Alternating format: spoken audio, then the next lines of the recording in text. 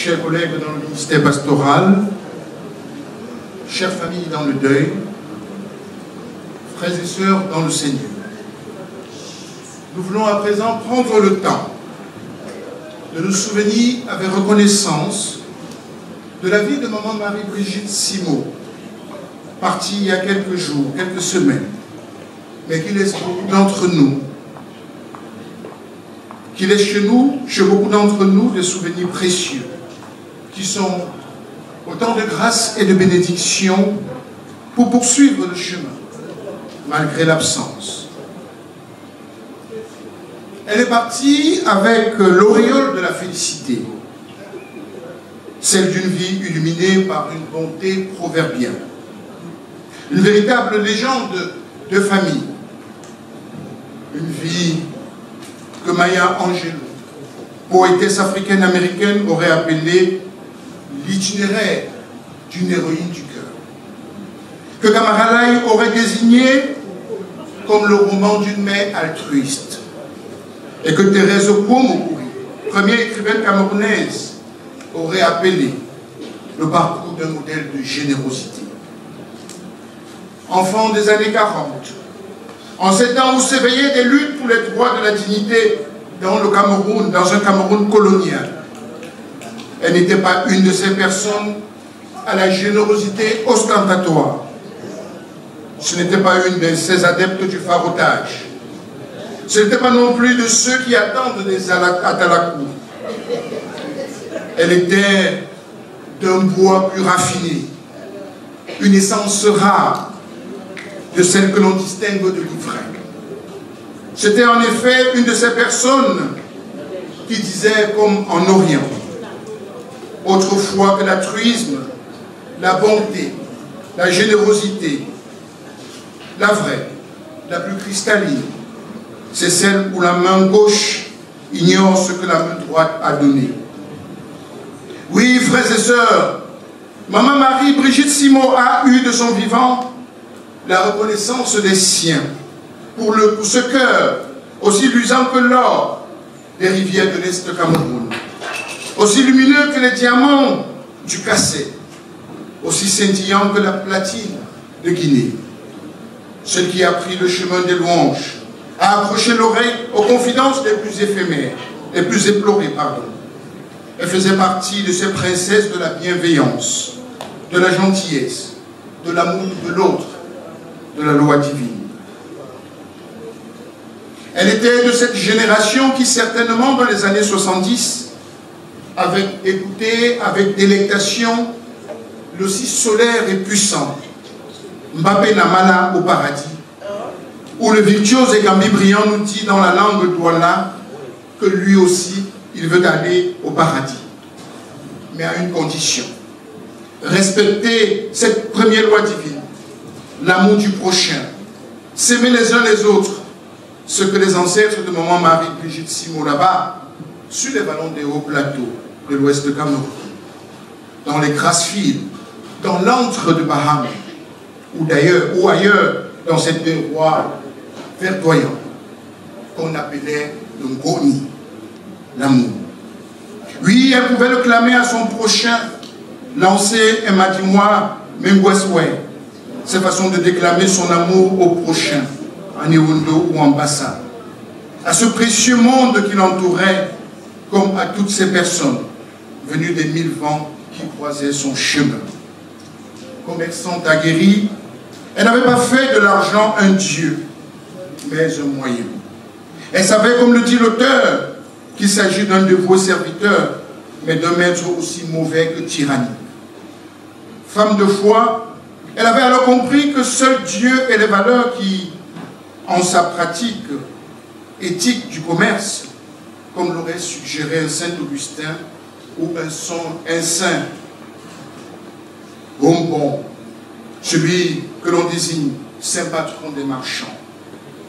Pèlerine de l'amour de l'autre, elle avait inculqué à ses 6 enfants, dont l'aîné l'a précédé sur le chemin des cieux, des valeurs hautes, profondes et fortes, entre le sacro-saint respect, une honnêteté de pieux, une ardeur au travail d'ouvrier de la vie, un sens de la famille étanche. Une mère, épouse, que l'on admirait, qui apprenait le courage, la hargne et l'envie de réussite. Une mère source vivifiante de sagesse, qui vous nourrissait du lait de la providence, qui abreuvait de ces eaux pures qui jaillissaient des coteaux du mont Fago. Telle une Madame Fenzé Sonia, reflet de cette éducation de qualité, de cette transmission réussie des valeurs, de cette exaltante valorisation du patrimoine africain en la matière. Ces enfants, dont elle est pris du sens de la justice, de la fraternité, de la bonté, de l'amour du prochain, de la rigueur dans le travail et de l'effort permanent. Un sens de l'effort, comme celui de cette petite fille des années 50 qui réussit avec bravoure aux épreuves du certificat d'études primaires élémentaires. Des petits-enfants aussi, arrière-petits-enfants, bouts de chou et prunelles de mamie qui prisaient ces moments joyeux et inoubliables. Ces petits-enfants qu'elle couvait comme le but précieux de ses poussins, servis comme des princes, qu'elle bichonnait d'une inextinguible grâce maternelle. À ces enfants, petits-enfants et arrière-petits-enfants, s'étaient ajoutées de nombreuses autres personnes venues de divers horizons, prises sous l'aile de maman Marie Brigitte Simot, ceux qui avaient fini par faire pleinement partie de la famille et d'entrer à jamais dans son cœur, devenant ses enfants adorés. Et parmi ces personnes entrées dans sa vie figure maître Innocent Fenzé, beau-fils. Il en était devenu un de ses enfants, porté par un sens élevé des valeurs, consonnant avec les 1000 qualités de maman Marie-Brigitte Simot, sa rectitude, émanation de ses brillantes études de droit, cette rigueur et cette exigence de légende dans le travail, cette ambition saine de réussite sociale, humaine et professionnelle.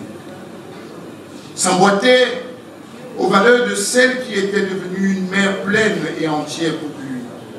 Et avec son épouse, leurs enfants et le petit monde, ils ont prouvé cette grande dame d'une telle affection, d'une telle ferveur, d'une attention, d'un tel amour, qu'elle a pris le chemin de l'éternité avec l'agilité de l'aigle, présent, bienveillant.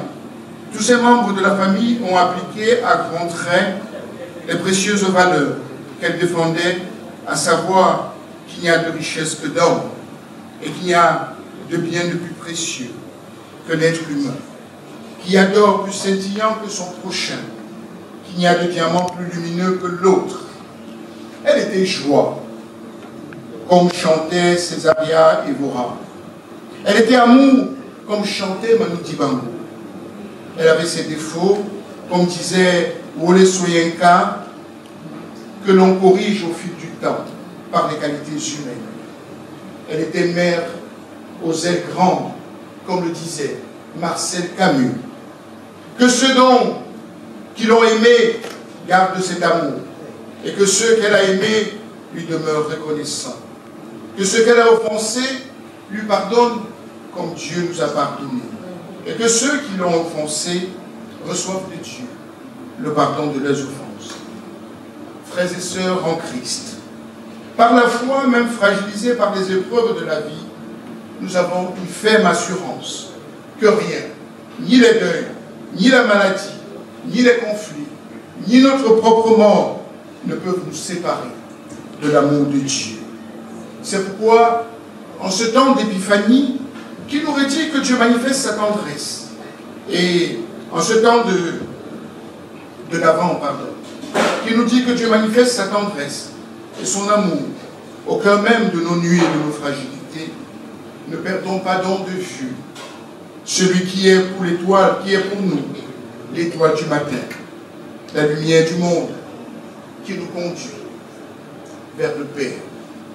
Votre serviteur, révérend docteur Joël Hervé Boudia, Christi Servus, in patria aeternam, serviteur du Christ dans la patrie éternelle.